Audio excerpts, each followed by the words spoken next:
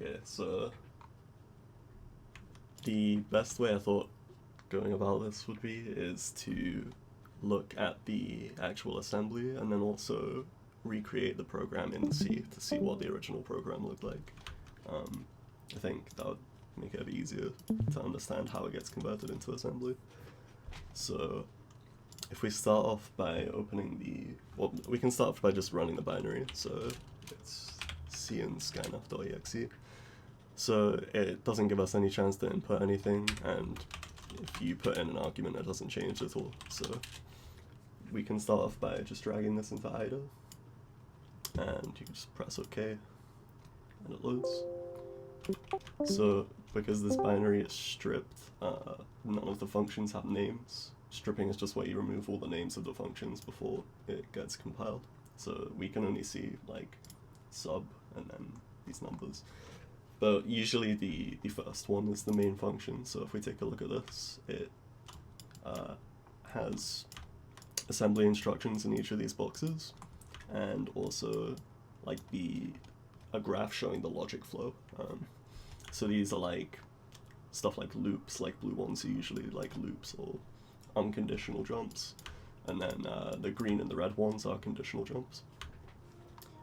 So the first thing we do, you would want to start from the top and see what is actually happening with each of these things, because if we look down here we can see some of these strings. So hey no bypassing me is the one we got from running it the first time, so we can see that's triggered by something up here. And then again, like close but no cigar is triggered by something over here, and then this one's triggered by something over here, and then this is the correct key one. So by starting at the top, we can see there's 1, 2, 3, 4, 5, 6, 7 variables allocated to the main function. These aren't all going to be variables that you've included on purpose. Some of them are going to be automatically put in there. But we'll figure out what these do as we go through the code. So if we take it line by line, this stuff at the top, we can basically ignore everything up to here. This is just setting up the function in assembly.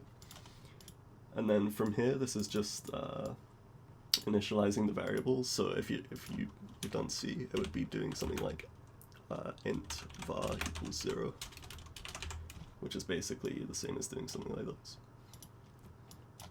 The way variables are referenced in assembly is EBP, which is the base pointer of the current stack frame, which is just, it basically means the context that the current function is running in.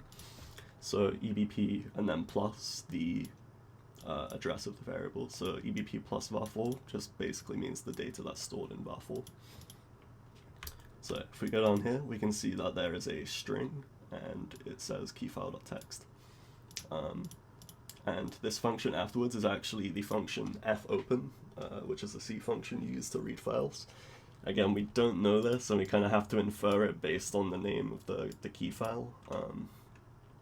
Which, yeah, that's why I mentioned to Ahmed, it's kind of hard to do without the symbols here, but this is the function fopen. So what this does, it pushes the key file string to the stack and then calls fopen, so it'll try to open the file with this name. And then once it's done that, it will go into EAX, which is the return, and then it will move the value from EAX into var1c. Now, fopen returns a pointer to a file. Don't worry too much about what that means. It's basically just where all the file's data is stored. So now we know that it's in this variable. We can actually rename this to file pointer. So now, everywhere in the code that's referenced, we're going to be able to see that this is the file pointer. It just makes it a bit easier to read. And then the next thing it does is, this is basically an if statement. So it does compare file pointer with 0. And if it's not 0, it will go to the left. If it is 0, it will go to the right. So what it's done is fopen on this. And then if a file exists, it will return the pointer. And if a file doesn't exist, then it will return 0. So if it returns 0, it means the file doesn't exist, and we go down this path, and it gives us the hey no bypassing me string and exits. So we can write this in C to see what it will look like. I'm just going to turn my mic on water. Okay, so we can write this in C to look at what this would look like. So we just need the boilerplate for C, so it's just importing some libraries. Try not to worry about the actual C code too much. It's just to show an example of what it would look like. But this is the main function, so the first thing we would do is define a file pointer with the file keyword. And then star means pointer, and then the name would just be file, or I'll make it file pointer just to match the assembly. And then from there, it would use the fopen function, so file pointer equals fopen with the name keyfile.txt, and then you put R there to just say that you're reading the file. Again, what we can do is, if I just save this as keyfile.txt, now that that key file exists, we can see it here. If we run the program again, you can see it actually gives us a different error message, so we know that the initial first check has been passed and it's gone down here. So we need to make the if statement to see what it's done. So that would be if file pointer. This just checks that it isn't 0, basically. And then we can leave this open and go else, printf, and then what was the error message? Hey, no, bypassing me. So then we have basically the same functionality here. If the file exists, then it will go into this block, which we haven't written yet. And if the file doesn't exist, it will printf, and then it will just exit. So we have this figured out. It just checks whether the file exists, then we can move down here. Now, we can see that it is doing something with the file pointer again, and it's pushing this value, OA, onto the stack. So the H means that it's a hex number, so OA in hex is 10 in decimal. So it's pushing 10 onto the stack. And then it's doing something here, which we aren't 100% sure about. It's calling another function here. And then it's comparing the return address of this function. Well, sorry, it's comparing the return value of this function to OA. So if we think about what kind of things it's going to be doing with a file and comparing it to a number. So the initial thing might be the file contact or the file contents. So if we put something in here, so if we put the number 10 in here and save this, we can see if we run it, we could get a different message back, and that would mean it's passed the check, but we get the same message back. So what we can do here, since we're not actually sure what it's doing, we can set a breakpoint. And IDA has a debugger, which means you can run the program and you can set breakpoints and pause it at certain points, and you can look at what's in memory at that time.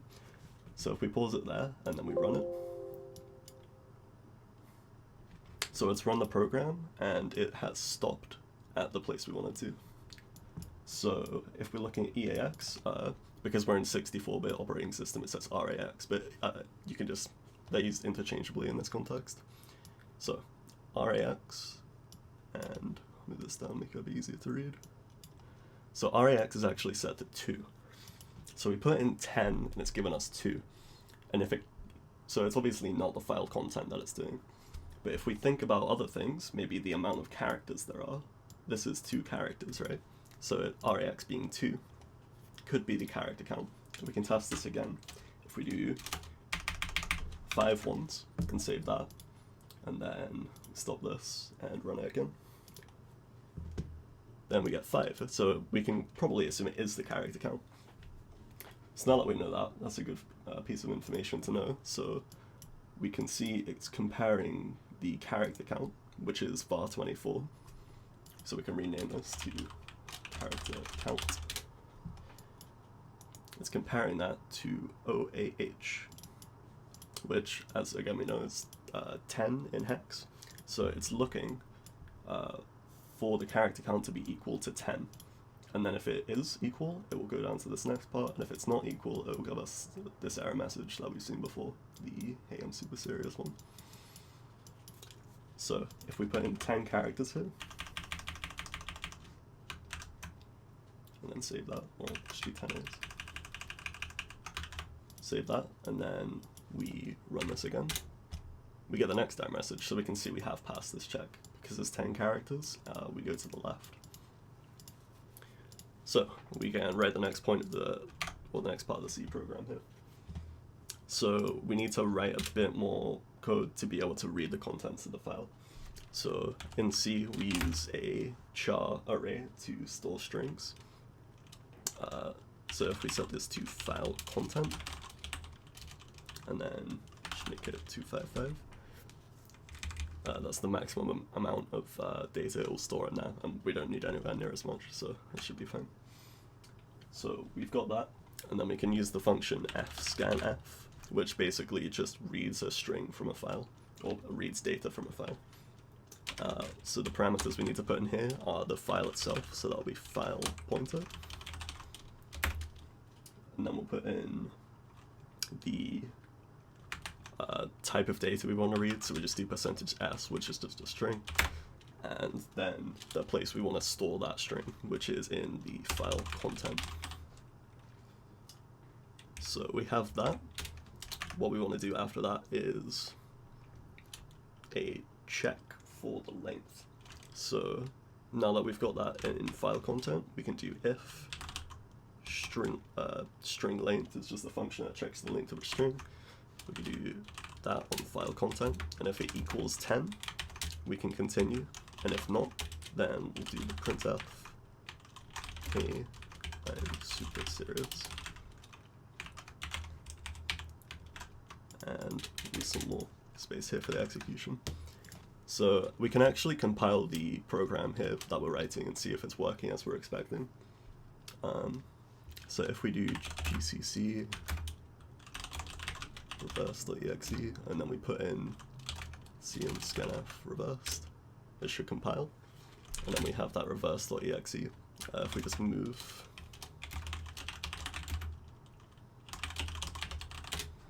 so when we run reverse.exe, we should get the first message, yep, as we expected. And then if we move the key file back into where it's expecting,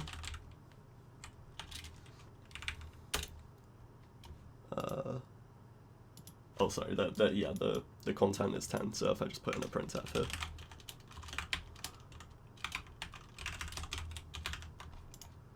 then compile that again, reverse.exe, then we've passed the check. But if we remove 1a here, then we get the message where it's failed. So we can see our program that we're writing is working as we're expecting at the moment, the same as the program we're working on. Okay, so we've bypassed these first two boxes, this one and this one. We move into this one.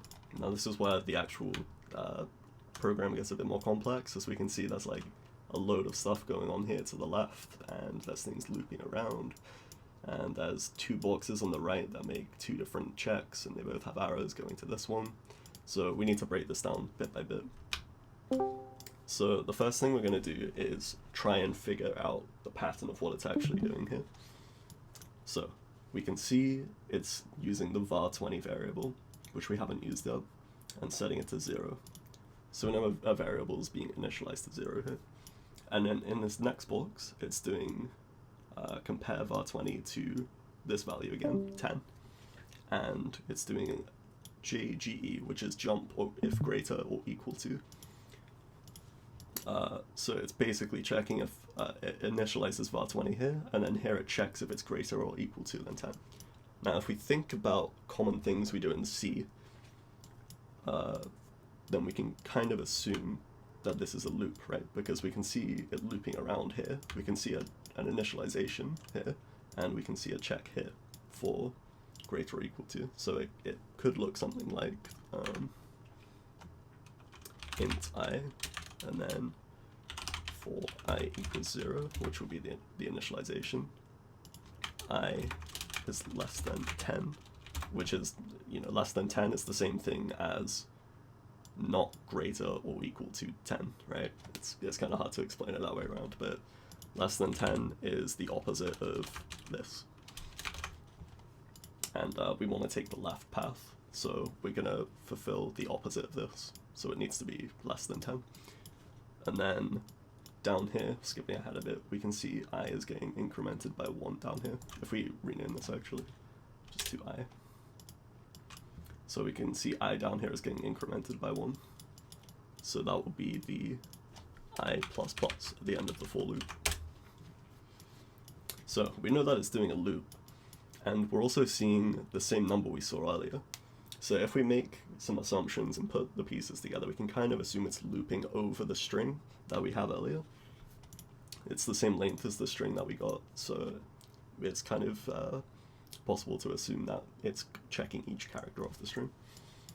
So within this part, these blocks will be checking what is actually in the string. So for each character here, it's a bit weird to read, but this is basically just checking the current the value of the current index for the string. So it's basically the same as doing something like if you have the buff string, it would be like doing buff I equals a or whatever, or something. So buff I is how you access the index of a string. So if we imagine I was at 5 and then the string was like 1, 2, 3, 4, 5, then it would access, oh wait, no, 1, 2, 3, 4, 5, 6, because I already started at 0, it would access 6, I think. Yeah. Because this is the 0 index, 2 is the first index, 3 is the third, and so on until 5 is the 6. So we can assume that it is checking the current index from that string. And then it's doing a comparison here. So when you're comparing, because each index of a string is just going to be a char. So it's comparing the char to a value here, 61. Now, initially you might think, how do you compare a char to a number? Because you can't fit, 2 numbers into one char. But it's not comparing the actual number itself, it's comparing the ASCII value of the number. So if we get up, like the ASCII table, so something like this, you can see here what the corresponding numbers are for all of the letters. So if we look at, it's comparing it to 61 hex, and then if we follow this, go down here, so we can see 61 hex equates to a lowercase a. So we can assume that this is comparing the current iterations, like the current character of the loop. It's being compared to 61, which is a lowercase a. So what it's doing here, if the current character is lowercase a, then it will jump to this, because we can see if not 0, basically it's kind of weird the way it does conditional jumps and stuff like this, and you need to read it carefully. But jump if not 0 basically means that if the previous comparison didn't return a 0, then go to the right, otherwise go to the left. So what it's doing here, if the check passed, basically, if the character we're currently examining is a lowercase a, then what it does is add 1 to this var4, and then it goes down here, adds 1, or it just jumps to the next instruction, and then it goes to the part where it just adds 1 to the iteration counter I, and then it loops back around. So we can code this part out ourselves. So we know that it's doing a check inside the loop. So we first need to define these variables. So we need to int check 1 for this first character, and then we can do if buff, which is the string we got from the file, and then the index I at buff, so whatever character we are at in the loop at that point. If this equals lowercase a, then we can add 1 to check 1, and then it will loop back around and continue. So if we do this, and then just for a debugging statement so we can see that this is working correctly, we can do printf, and then c, which is for a char, and then check 1. Oh, sorry, it should be an int. Decimal. Check 1. So now what this will do is, I need to put it below the loop actually. So what this will do, this will go through the loop over every character in the string, and then for every character that is a lowercase a, it will add 1 to this check 1 thing. Just put this out here so I can read it. It will add 1 to check 1. So if we run this at the moment, I need to compile it first. Oh, sorry, this is called file content, not buff. There we go. So if we run this at the moment, I need to remove this as well. So if we run this at the moment, there's no lowercase a's in here, so it just returns 0. But if we like scatter a few lowercase a's in there, so if we put 4 in, and we run it again, it goes up to 4. So we know that this is working correctly. So that's what these two boxes are doing, this one here and this one. So what do we do if it's not a lowercase a?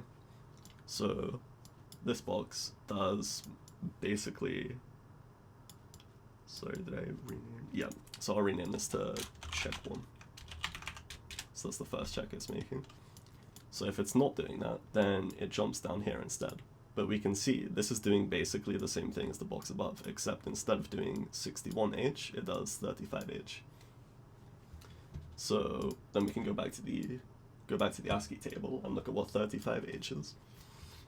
So if we go down here, we can see it is the number 5. So if we do this again, we can put the second check in. So if we do another check, change this to check 2. And then we can just copy and paste this part.